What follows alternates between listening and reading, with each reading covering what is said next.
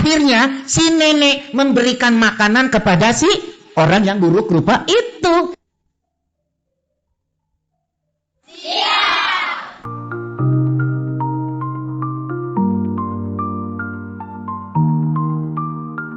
Halo teman-teman hebat, selamat datang di podcast seru SD Sunterjaya 07. Aku Syasha, teman kalian yang akan menemani belajar hari ini. Hari ini kita akan berpetualangan ke sebuah cerita dari daerah di Indonesia. Kira-kira tentang apa ya? Ada naga juga loh. Wah, jadi makin penasaran ya. Teman-teman, siniar ini juga bisa kalian dengarkan kembali kapan saja melalui wadah digital YouTube SD Sunterjaya 07. Jadi kalau ada bagian dongeng yang tidak dimengerti, kalian bisa memutarnya lagi secara mandiri di rumah. Sebelum mulai, Syasha mau tanya dulu nih, siapa yang suka mendengarkan dongeng sebelum tidur? Siapa yang pernah mendengarkan dongeng tentang cerita naga? Wah, banyak sekali ya. Coba bayangkan, bagaimana ya jika ada naga yang menyamar menjadi manusia? Hari ini kita akan berpetualang ke dongeng dari Indonesia tentang naga yang menyamar menjadi manusia. Teman-teman, yuk kita pahami dulu apa yang akan kita pelajari hari ini. Hari ini kita punya tujuan besar dalam belajar. Peserta didik mampu memahami dan memaknai teks narasi yang dibacakan atau dari media. Hari ini kita punya misi seru nih, teman-teman. Setelah mendengarkan dongeng nanti, kalian akan menjadi detektif dongeng yang hebat. Yuk kita lihat tantangannya. Yang pertama, menemukan kapan dan di mana dongeng itu terjadi. Yang kedua, mengurutkan kejadian dongeng dari awal sampai akhir. Yang ketiga, menebak sifat tokoh dari perkataan dan perbuatannya. Yang keempat, menemukan pesan baik atau pelajaran dari dongeng yang didengar. Wah, seru sekali ya. Kalau kalian bisa melakukan semuanya, berarti kalian sudah menjadi penyimak yang hebat dan pintar. Yuk kita ucapkan bersama, aku siap menyimak dengan baik. Nah, supaya dongeng kita makin seru, Syasha tidak sendirian nih. Hari ini sudah ada narasumber yang hadir yang akan membuat kita terpukau oleh dongengnya. Halo Kak, selamat datang di siaran SD Sunterjaya 07. Iya, terima kasih sudah mengundang aku ke acara ini. Boleh dong Kak memperkenalkan diri ke teman-teman? Halo. Hai. Kenalin ya. Panggil aja Kak Agus. Tahun ini Kak Agus sudah mendongeng selama 47 tahun. Keren kan? Keren. Nah, kenapa aku bisa banyak bercerita seperti itu? Bahkan aku udah keliling dunia dan sudah pernah menjadi juara lomba mendongeng tingkat nasional berkali-kali, tingkat Asia berkali-kali, dan tingkat dunia berkali-kali. Tepuk tangan dulu. Aku mau nanya dulu nih Kak Agus. Sejak kapan sih Kak Agus suka mendongeng? Sejak kapan Kak Agus mulai mendongeng? Sebenarnya awal-awalnya juga aku nggak tahu kalau itu mendongeng. Jadi waktu aku SD, aku suka baca buku, rajin banget baca buku, dan bahkan aku juga suka menceritakan kembali ke teman-teman. Bahkan ayah ibu aku minta aku bercerita. Bahkan ibu guru aku juga minta aku bercerita. Sudah lupa sampai itu. Boleh nggak aku dongeng di sekolah kalian? Boleh. Serius? Ya udah, kita mulai hari ini ya. Oke, lanjut. Nah teman-teman, yuk kita gunakan imajinasi kita. Siap mendengarkan cerita seru? Kalau siap, bilang siap. Siap. Kak Agus, dongeng apa yang akan kita dengarkan hari ini? Dari semalam aku tuh udah nggak bisa tidur, tahu nggak? Tahu nggak kenapa? Banyak nyamuk. Aku udah siapkan satu buah cerita rakyat dari Jawa Tengah yang berjudul Naga Baru Kelinting atau Nogo Baru Kelinting. Siap? Siap. Kira-kira itu. Nah teman-teman, sepertinya kita harus mendengarkan dengan sangat baik cerita ini. Sebelum cerita dimulai, yuk kita siapkan diri menjadi penyimak yang hebat dulu. Saat mendengarkan mendengarkan dongeng, jangan lupa untuk 1. Duduk dengan rapi dan nyaman. 2. Dengarkan cerita dengan fokus. 3. Jangan berbicara saat teman atau narasumber sedang bercerita. 4. Perhatikan nama tokoh, tempat, dan urutan kejadian cerita. 5. Jika ada bagian yang belum dipahami, kalian boleh mendengarkan kembali podcast ini di rumah. Teman-teman juga boleh mencatat hal penting dari cerita ini ya. Baiklah, tanpa menunggu lama lagi, yuk kita dengarkan cerita dari Kak Agus. Tengah tengah tong teng tengah tengah tengah teng teng teng di sebuah desa, tepatnya di Ambarawa. Kalau kalian mau tahu di mana Ambarawa, kalian dari Jakarta pergilah naik kereta atau naik bis ke Semarang, ke kota Semarang. Sampai di Semarang nanti kalian pergilah ke daerah Ambarawa namanya. Dan di daerah Ambarawa itu nanti kita akan terus menyelusuri jalan sampai ke desa, ke dusun, sampai tibalah di Bukit Cinta. Jadi ceritanya itu ya, ada seorang kakek-kakek, enggak kakek-kakek juga sih ya, kayak aku deh ganteng gitu. Jadi bapak-bapak, ada seorang bapak pertapa. Nah, pertapa itu orang yang suka berdoa, tapi pergi ke bukit tinggi, ke gunung, ke hutan. Nah, dia pergi berdoa. Nah, di dalam apa yang dikerjakan oleh dia, namanya sebutlah kakek pertapa. Kakek pertapa hari itu dia punya rencana ingin meninggalkan tempat dan Bukit Cinta itu. Kenapa disebut Bukit Cinta? Karena kakek pertapa sangat mencintai bunga-bunga. Bunga berwarna-warni, bunga yang indah-indah dan bunga yang cantik-cantik kayak Syasha.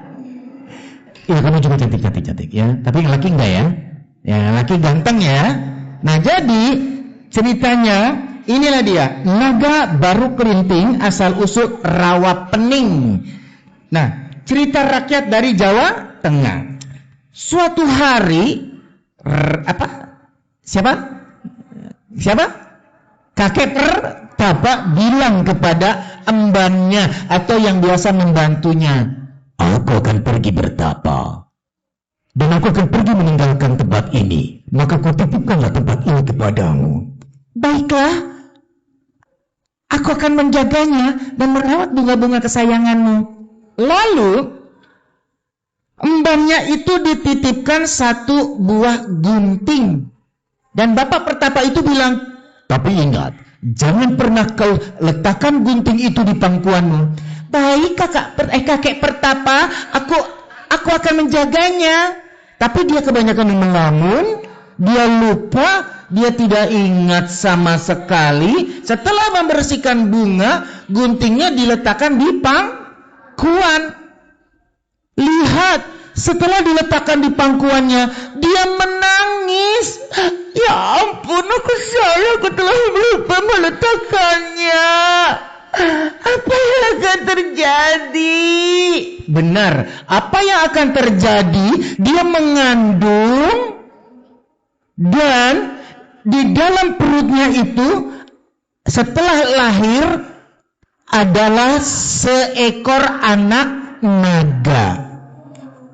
Seekor anak naga itu menjadi besar dan besar sampai suatu hari naga itu bertanya kepada ibunya, "Ibu, aku mau bertanya, siapakah ayahku?" Ayahmu. Akhirnya dia bercerita kalau dulu dia meletakkan gunting di pangkuannya sehingga dia mengandung dan lahirlah kamu. Oh my God. Jadi aku anak siapa? Baiklah ibu, izinkan aku ingin pergi mencari kakek pertapa itu. Hati-hati, pergilah nak. Akhirnya naga itu pun terbang meninggalkan ibunya dan pergi mencari ayahnya. Sehingga suatu hari ketemulah tempatnya. Lalu Naga itu berkata kepada kakek pertapa yang sedang bertapa, "Kakek pertapa, apakah aku anakmu?" "Apa? Kau tak mungkin anakku. Kau adalah seekor naga. Bagaimana mungkin kau adalah anakku?" "Tapi ibuku telah bercerita." Kalau begitu, baiklah. Aku akan uji apakah kau punya kekuatan dan punya kesaktian seperti aku. Maka pergilah kau mengelilingi Gunung Telemoyo. Kalau kau bisa mengelilingi Gunung Telemoyo dengan tubuhmu, maka kemungkinan kau adalah anakku. Baik, mohon izin. Dia pergi dan mengelilingi Gunung Telemoyo. Sedikit lagi antara ekor dan kepalanya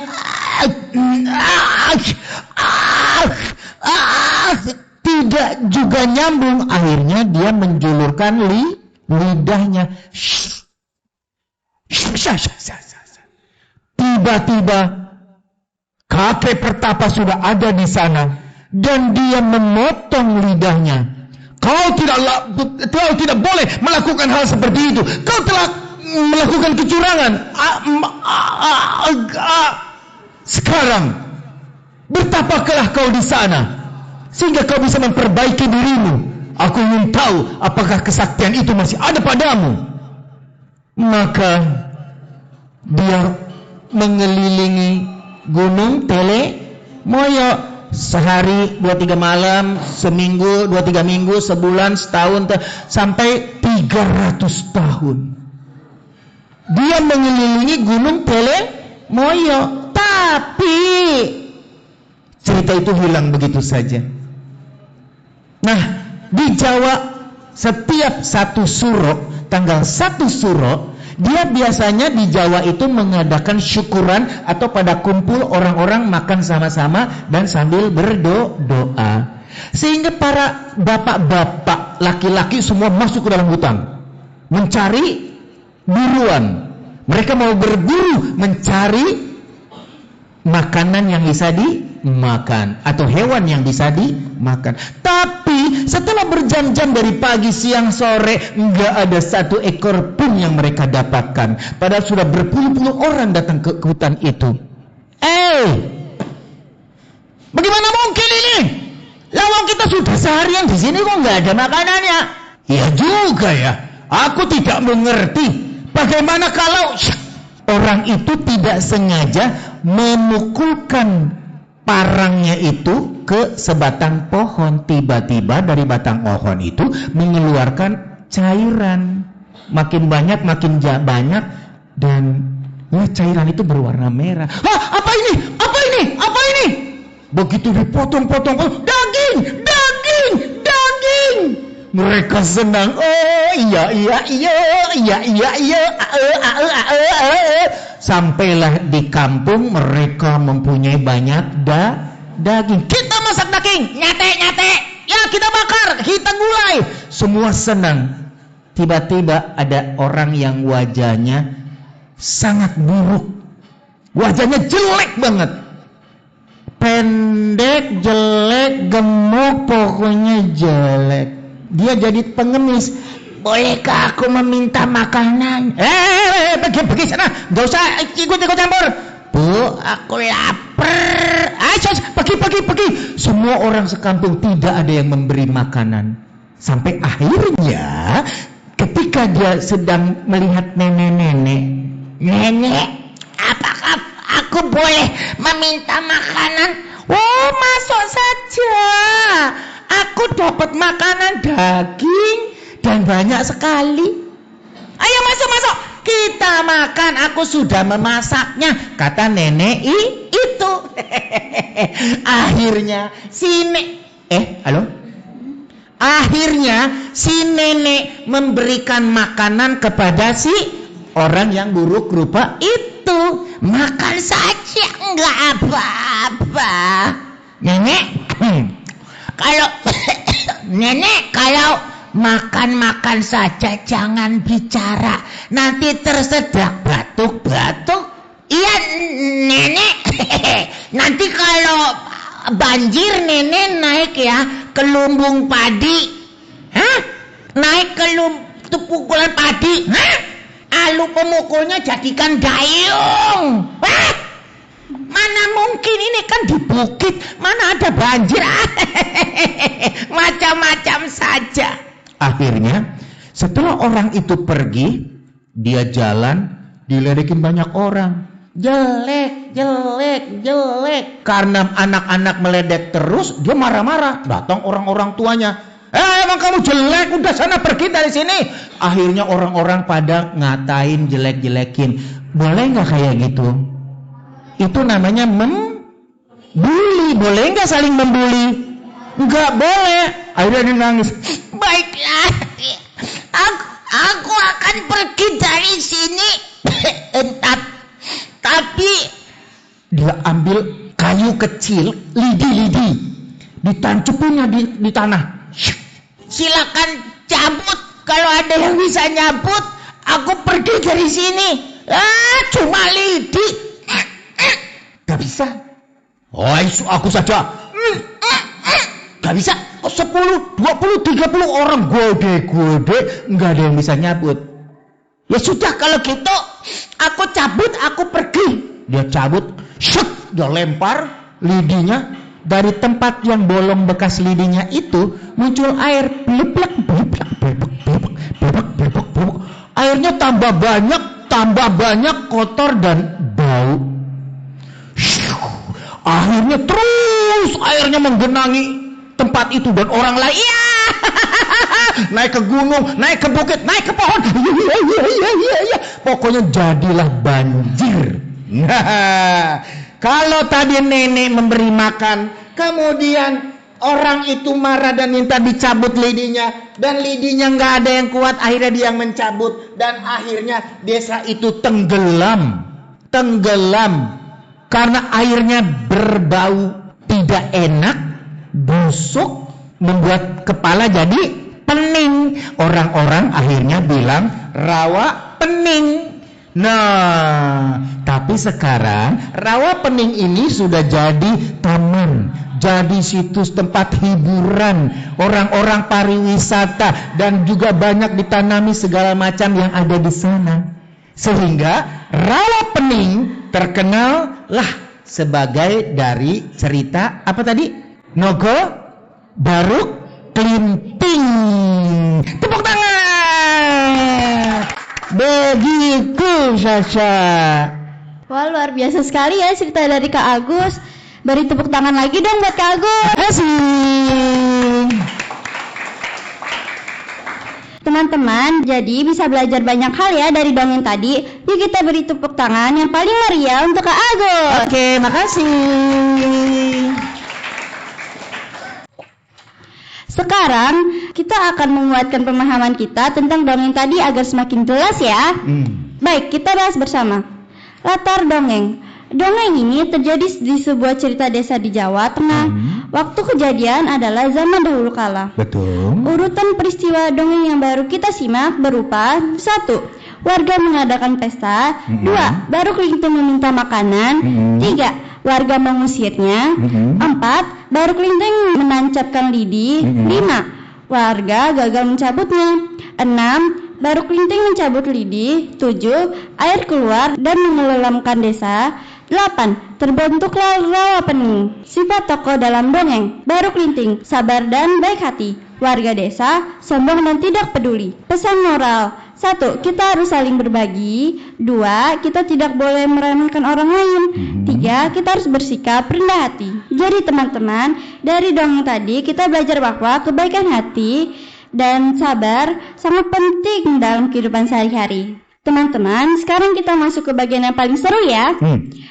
Kita akan bermain sambil belajar agar semakin memahami dongeng tadi. Kita juga akan berdiskusi dan bermain bersama dalam kelompok. Jadi semua teman-teman bisa saling membantu, belajar dan bekerja sama dengan kelompok.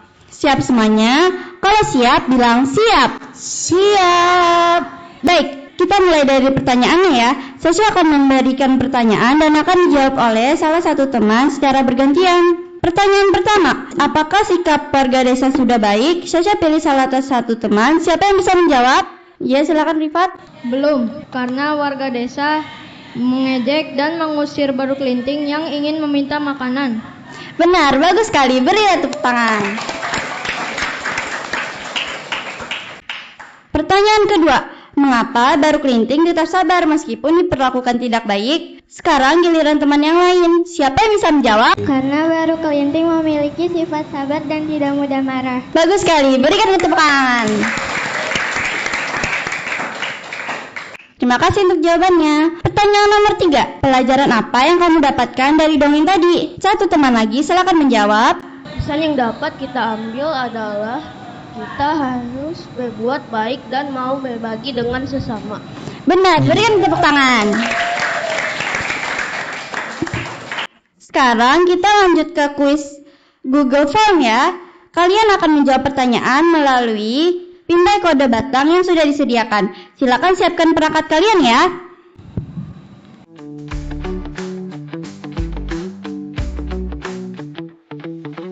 Baik, sekarang kita bahas sama-sama ya. Nomor 1, latar dongeng, Jawa Tengah. 2, sifat baru kelinting, sabar dan baik hati.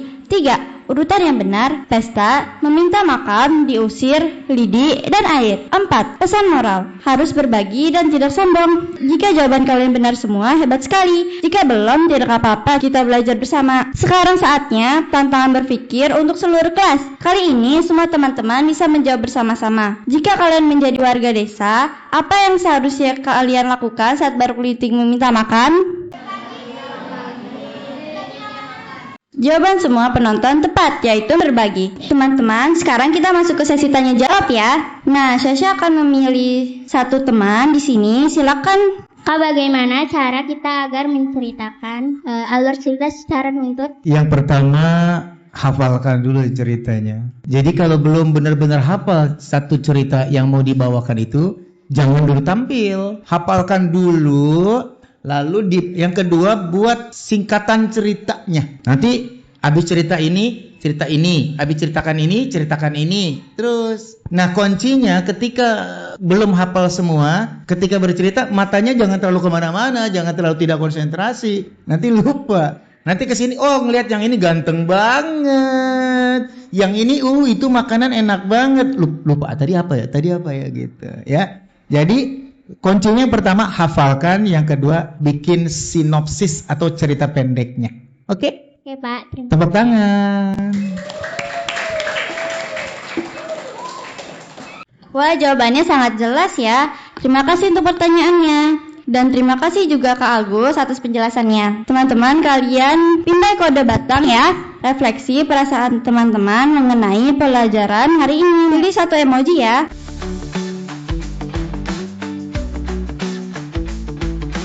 Wah, luar biasa sekali keaktifan teman-teman hari ini. Sekarang yuk kita tunjukkan semangat kita. Kalau kalian senang belajar hari ini, katakan aku hebat. Aku hebat. Hebat sekali. Kalian semua luar biasa hari ini. Kita lanjut ke bagian berikutnya ya. Kak Agus, boleh minta tips agar teman-teman bisa memahami cerita? Bagaimana cara untuk memahami satu buah cerita? Jadi kita bukan hanya sekedar membaca ya. Jadi kalau udah tahu bacaannya ini selesai ceritanya, nah ya udah selesai, sayang gitu. Jadi ketika membaca kita ikut merasakan. Kalau cerita tadi ya, naga baru kelinting, aduh seandainya aku menjadi orang buruk rupa itu, mana mungkin ya kalau aku menjadi ular naga, kayaknya kalau aku menjadi, dan selanjutnya. Sehingga setelah ceritanya selesai, ada terbekas di dalam diri kita, seandainya aku jadi mereka. Nah sampai kemana-mana, begitu mau melakukan ini, kayaknya kalau aku melakukan hal seperti ini tidak boleh. Jadi kan ketahuan kan? Nah itulah artinya bagaimana cara memahami atau menjiwai sebuah cerita. Dan nanti, siapa tadi yang bilang bisa mendongeng dan suka mendongeng? Ketika mendongeng ya, nanti tahu, berarti ketika menjiwai sebuah cerita, maka kita akan juga merasa terjiwai. Teman-teman, kita belajar bahwa berbagi itu penting ya. Kalau kalian menjadi warga desa, apakah kalian akan berbagi makanan? Berbagi atau tidak? Alhamdulillah baik-baik ya gitu. Teman-teman, di episode berikutnya kita akan belajar sesuatu yang tidak kalah seru. Kita akan mencoba membuat dongeng sederhana dari pengalaman kita sendiri. Teman-teman juga bisa mengakses kembali siniar ini di rumah bersama orang tua dan mengajarkan latihan tambahan melalui Pindai Kode Batang yang tersedia dan simak kembali di wadah digital YouTube. Terima kasih banyak untuk Kak Agus yang sudah berbagi dongeng luar biasa hari ini. Sama-sama. Terima kasih juga teman-teman sudah mendengarkan dengan penuh semangat. Sampai jumpa di episode berikutnya. Tetap semangat belajar dan terus berimajinasi. Bye-bye.